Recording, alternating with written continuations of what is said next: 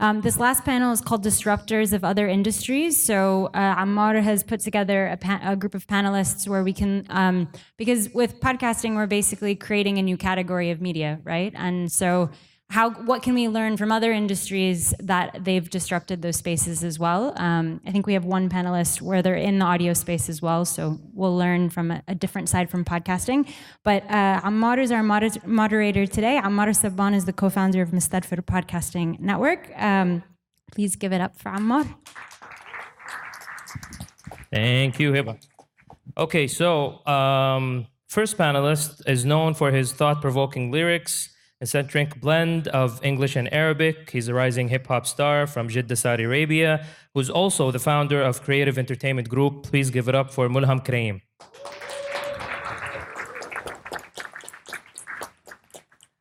Our second panelist is a business architect, early-stage seed funder, and startup specialist. So he has money. If you want to invest in any projects, he can give you. I'm joking. He specializes in designing modular, growth-based, sustainable models by transforming complex challenges into structured, methodological processes. Please give it up for Osama Natto. Last but not least, he's the CEO of Kitab Salty. He focuses on building teams with excellent people and share Kitab Salty's vision. Namely, to make knowledge and entertainment easily accessible. Please give it up for Sebastian Bond.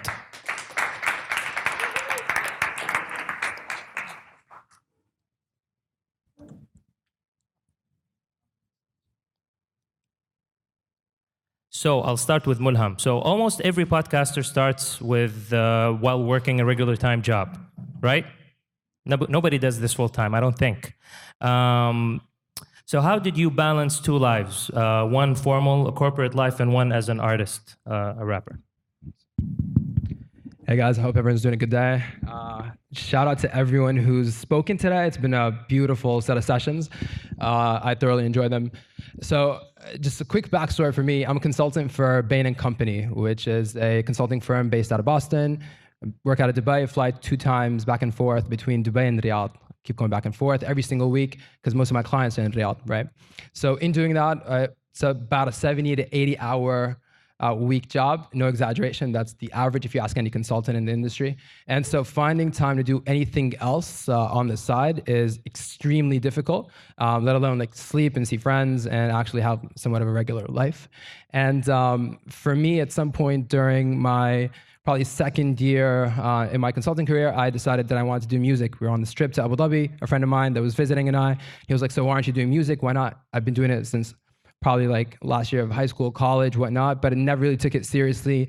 Wasn't really sure, do I want to go down this route? Do I not want to go down this route? It's a lot of the people in my family, culture, like everyone was like my uncles and whatever, not really the biggest fans of like actually pursuing a job in music.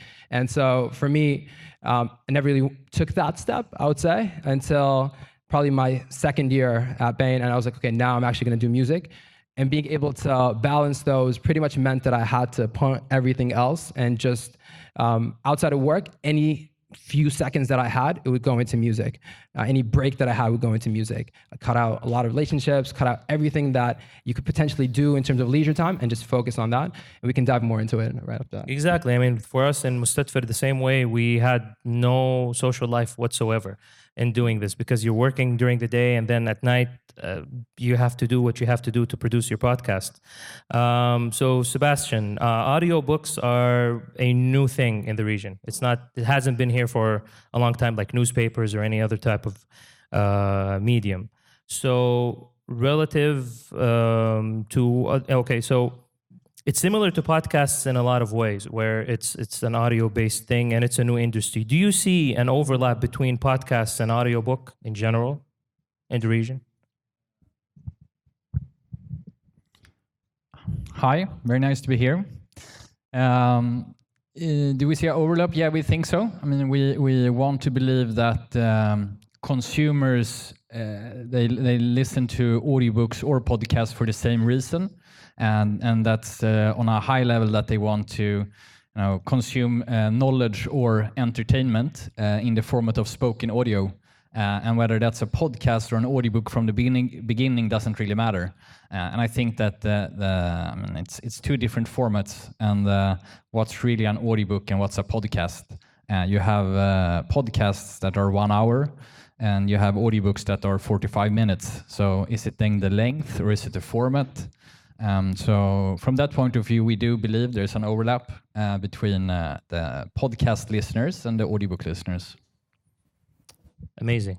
So I'll ask you, Osama, podcasters usually do other stuff other than podcasting. They start with another profession, whether it's like in something in corporate or medicine or whatnot. So each podcaster comes into their show with a certain influence from their background and from the education they have. So how is being an outsider to a certain industry helps bring a fresh perspective to their project? Well, thank you very much, Ammar, for this question. Before I answer, I would like to thank my wife for coming and supporting me tonight. And also, thanks to my daughter. So the two most important women in my life are here tonight. Now, going back to your question, I'm a big believer that being an outsider will bring a lot of fresh mind, fresh perspective into things. There have been so many events where personally I was involved in some sort of a project that has nothing to do with my background, and was able to come up with fresh ideas. So I believe if someone doesn't have any information about podcast or interviewing or recording, and they just come with their perspective from their industry, let it be medicine, let it be advertising, let it be sales, definitely they will add something. What I noticed in the podcast and the webinars era and all that, there's a certain formula that everybody follows. And I noticed the people that come in and don't follow that formula actually make it big. So my advice to everyone is don't just follow the formula. See what can you add from your background. If you're coming from medicine, from sales, from supply chain, whatever you're coming back from, see how can you add that to the podcast and disrupt that industry. Molham, so podcasting exists in a fairly new platform in the region, whether it's like on Apple Podcast or if people are using SoundCloud, Anghami, Deezer, and all these. How did streaming platforms for music, for your profession as a recording artist, how did that help launch your career in that field? Shout out to the labels and the music streaming platforms that are actually in the house tonight. Yeah, it's a huge deal. And if you think about it, from both, whether it's Anghami, Spotify, Apple Music, which 3 main in the region, half of them, 2/3 of them, I think, are in the room today. Or actually, all of them were here. I met all of them today. And what they've been doing on their platforms is they've been actually looking and seeking out a lot of the talent in the country. So whether it's in Saudi, whether it's in UAE, they're meeting with the locals and actually understanding who they are, what they want to do, what's happening. They're very close to the ears and hearts and minds of the people in the regions, particularly the artists and the podcasters. So what they do is they're able to actually work with them and bring them onto the platform in a very unique way. Particularly when it comes to music, though, you have a presence, obviously, through video on YouTube. You can put it out on SoundCloud. But when you come out and you say, well, oh, my new EP is released on Spotify, on Anghami, on Apple Music, right? It's a little bit of a different sense. And particularly, it's even a step above that when whether it's, I don't want to talk about anyone in particular, but all three are supportive of that movement, and they're actually saying, oh, this is what you kind of should need to do. These are the statistics behind the numbers in Saudi, in UAE. So they kind of listen to what you're doing, what you're putting out, and sort of also help guide the direction in a very unique way, in a way that actually speaks to the region very natively, as opposed to just looking at it from a global perspective. Sebastian, as podcasters, God knows we have a lot of challenges. One is how to get money. But for you, what are the sort of challenges that you saw in entering a new industry like audiobooks? Well, I think that we in the audiobook industry have a lot of challenges as well as podcasters, but also a lot of opportunities. I think one challenge for us when we started, which was now almost 4 years ago, was that there was basically no content out there. So when we decided we wanted to do Arabic audiobooks, we need to do everything from scratch ourselves. So we need to be a distribution platform like Anrami and Spotify, but we're also a digital publishing company actually producing all audiobooks on our platform by ourselves, which costs a lot of money and takes a lot of time. So a general lack of high quality Arabic content has been, and I think is, our challenge. And I think that's a challenge in general, as we have heard today, that there's been happening a lot on the podcast scene and the audiobook scene the past years, but it's still in an early phase, and we need more podcasters and more great content, I think. Osama, people see that focusing on a domain is important to progress. However, you believe in combining different domains, in combining different unrelated, actually, domains, brings innovative solutions. How is that possible? Well, we have an example here. This guy is a consultant. I don't know what he does, management consulting. In the morning and at night, he's rapping. I mean, that's an amazing example. And how many people out there that are stuck with some sort of stigma saying that I'm a podcaster, I should stay to podcasting, or I'm in radio, or I'm an engineer. Yourself, you're an engineer, and then you went into puppeteering, into podcasting. So in my opinion, nobody should stick to what they studied or to what their family want or their community. Go ahead, go out there. You will be attacked, definitely. Every time I make a move that is outside my domain, I get attacked from close ones and also from people in the public. But that is the moment when you know you're actually gonna make it big.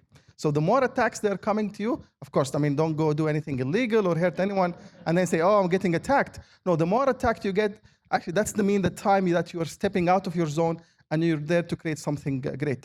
So, thank you. Yeah.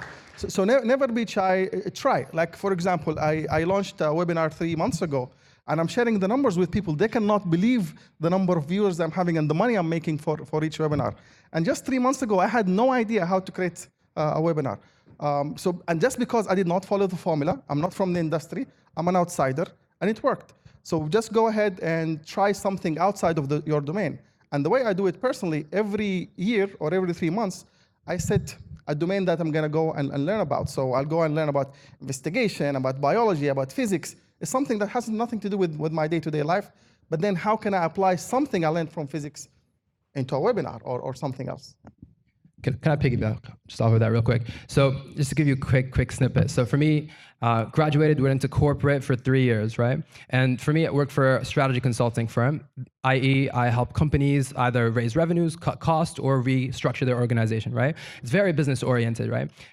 Pretty much has really nothing to do with art and music in terms of creating, right? That's very different. However, there are very few, in my opinion, artists, pure artists, who actually understand the business side of things, actually how to run a label, how to run a talent management firm, how to actually hold like a full team of content creators and actually hire a manager as opposed to signing to a label and then having them run pretty much everything for you, taking an 80% cut of what you're creating, right? That's a very different story than you having actual business context, going into an industry as an artist, because as a rapper, then being able to then also run and start a record label from scratch and do your own thing, right? So then you don't have the control that's coming from on top of you. It's a very different direction. So I didn't come from the music industry. I was in a very different industry, strategy consulting. Going into music, that's typically not a direct move that you do, especially going in as an artist.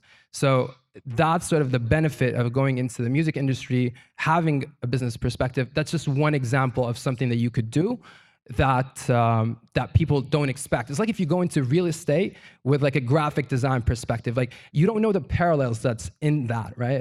It's a very unique perspective of real estate when you have a graphic design background. One example. Thank you. Well, along those lines, as an artist, it's unless you're a social media sensation or you're somebody who's famous, it's really hard for you to make money. So as an artist yourself, how did you make money in that field? Yeah, so making music, making money as an artist pretty much happens in one of 4 revenue streams, 2 that are really actually meaningful, right? With streaming, unless your numbers are extremely high, right? Like you're in millions and millions, tens of millions, it's not as really beneficial for you. It's not sustainable as an artist. What is sustainable though, and we're able to do, is if you're able to build your brand to a point where it can get you to be able to do a lot of brand deals, right? I got luckily enough, built it to a point where I was able to work with Reebok, and they were happy enough to collaborate. Great collaboration, great company, right? So that's one way to do it. So you have streaming, you have working with brands. A third thing is pretty much, so it's streaming that, live performances, actually going and performing live for X event or X actual, like you could do whatever, you could do weddings, you could do companies, depends on what you are. If you're a singer, you're a rapper, depends on what it is. These are really the 3 main income streams as an artist. For me, I focus on actually brand deals, or if I'm able to do a lot of live performances, that's where I'm pushing, right? But you also have to consider, in my case, music was 10 to 15% of my time while I was pursuing consulting full-time. Recently, I've been able to, and I'm lucky to say this, take a little bit of a step back from the consulting world and be able to actually focus on music full-time, sign other artists who have a lot of big potential, nurture them, put out their music, produce, release it into the world. People who are super music, particularly, a bunch of people are interested in, from the comedy world, from a lot of different perspectives, want to come into music. Like if you see a lot of the YouTubers, a lot of the content creators, a lot of them want to do music because brands are starting to be really interested in music. So it's kind of this, I'm just lucky enough to be at a time in which Saudi is also opening up really heavily on music, to be at this particular point in time where I'm able to actually take that leap into music from consulting. So, Sebastian, as we heard before, data is really important for podcasters. How did you, on your platform, work with data segmentation? Yeah, I mean, we touched upon that earlier today, and I think that's a very important part of understanding who your audience is and how they consume your content. So we invest a lot of time and money to try to segment the users based on where they come from, where they listen, how they listen, and when it comes to audiobooks that we are doing, you have several aspects of that. You have the specific narrator, author, kind of book, storyline. So there are a lot of different dimensions, and it's sometimes difficult to know, is this book super popular in this specific segment because this narrator is amazing, or because they like the storyline? So there's a lot of work to do there to really understand your content and how people consume it. And then we combine that like hard statistic data with actual interviews, surveys, and trying to dig deeper to understand how we can produce better content. Last question, Osama. Sustainability is really important for any content creator. How did you work that in with your crazy lifestyle and all the number of projects because I know you do a lot of projects every day. How can you stay sustainable in each one? Do you know, actually, I had a song with Qusay, okay, and I got paid for it. Yeah. Yep. So this is just an example of how you can actually make money from other areas. So go back to that question. What I noticed from the businesses, especially here in the Middle East, the market is relatively small. And especially if you're based in the UAE, the market is small. So a lot of people actually depend on the market from Saudi or neighboring countries. So how can you make revenue and make it sustainable and grow it regardless which industry you're in? You could be in graphics design, could be in content creation, could be in podcasting. And what I found, automation is key. You need to automate. So how long is it taking you to record the episode, to edit it, to upload it? Where can you automate?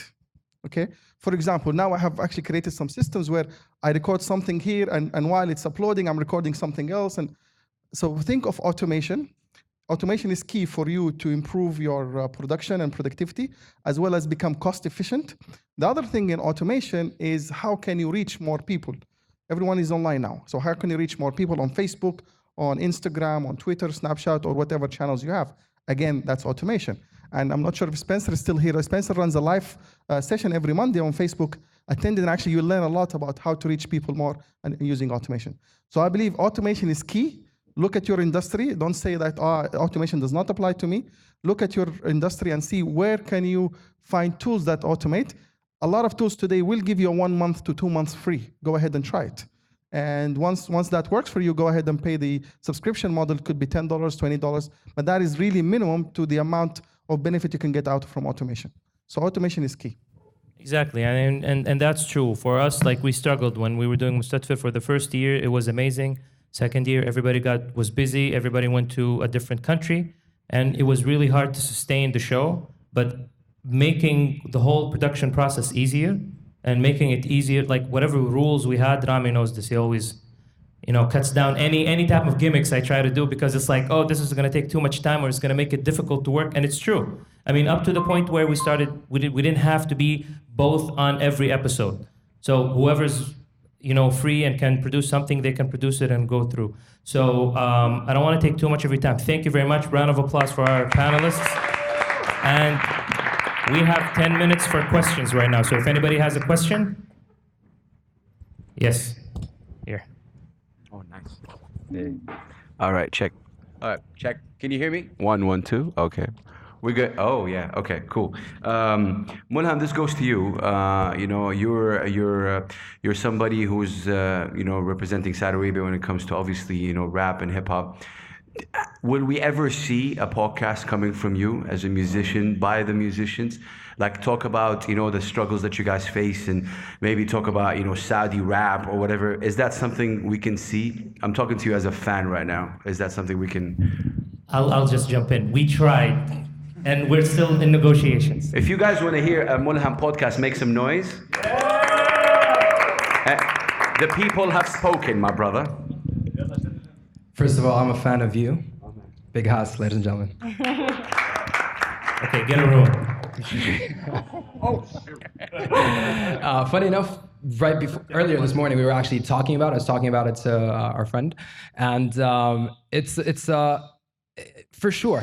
It's just, I think if we were to do it, we'd definitely add a video element to it, just because, and we've been talking about podcasts throughout the entire day, but there's a huge video first culture.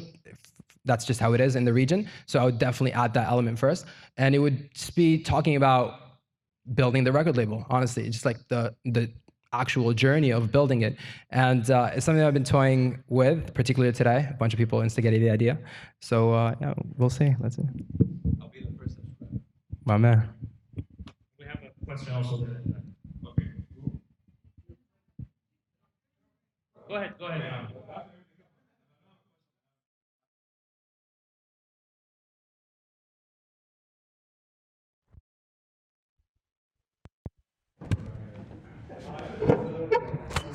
You know what it is. All right. Hi. Hello, everyone. My name is Rayan, and I'm creating a podcast about mental health. My question is to my friend Osama. From what I know about you, you always have this weird, unique perspective about things in the world. And I'm going to quote Cuba Gooding Jr. and Tom Cruise in saying, "Show me the money." You seem to be the money guy. You're dressed for the part.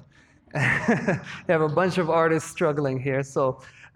No, but really, what are some of the unique areas you think there's money there and nobody here knows about it? And if you have to tell me privately, I'm okay with that too. No, I'm okay. If I'm shy about talking about money, then money will run away. So I'm not shy about that. I was once on the Mustatfir episode with Rami and Ammar, and I asked him, how much money do you make? And it's like, we don't make any money from the podcast. Zero. And I was like, okay, guys, and you can go back to the episode 107. And I said, okay, let's talk about after this podcast to tell you how we can make money. And that never happened. Now I have a secret I would like to reveal to Ammar and Rami. Do you know how much money I made out of that episode? Give me a number. Okay, I'm not joking. It's 250,000 dirhams. Yes. I'm not joking. 250,000 dirhams.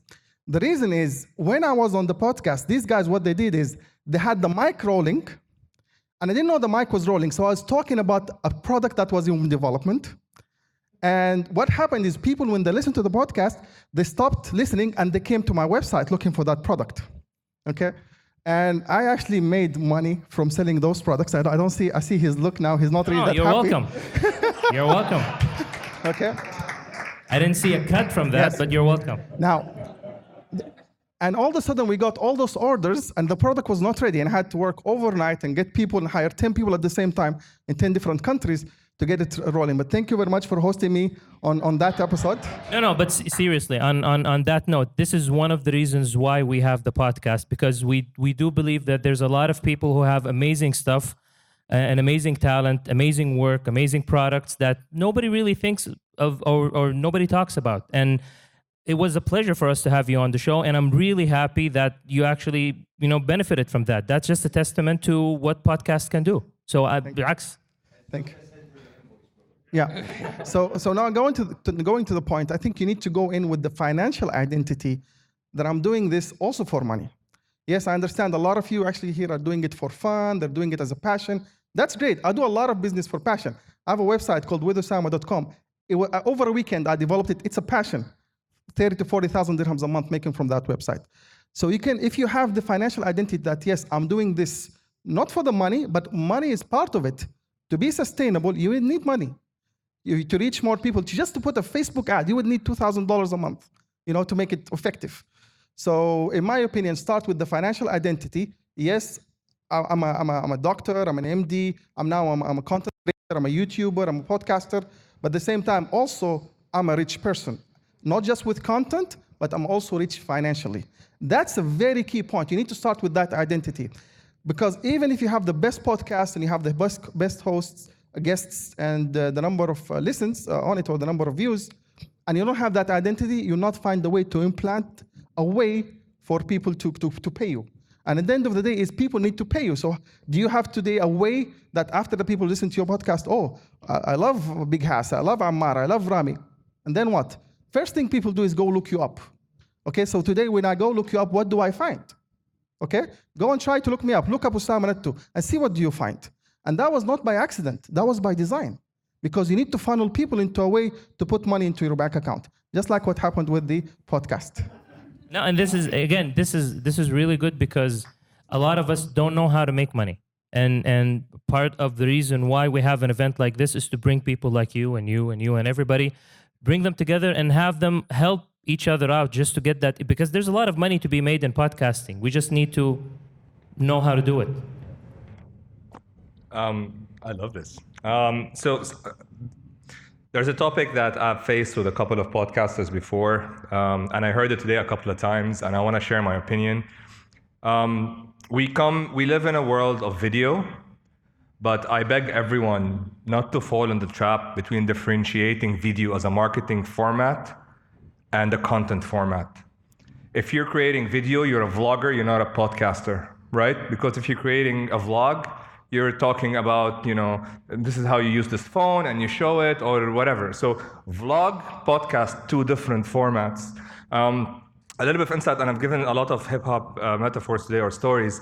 When hip-hop first started in the 70s, it was about the art of rapping, like how people rap and how they rhyme.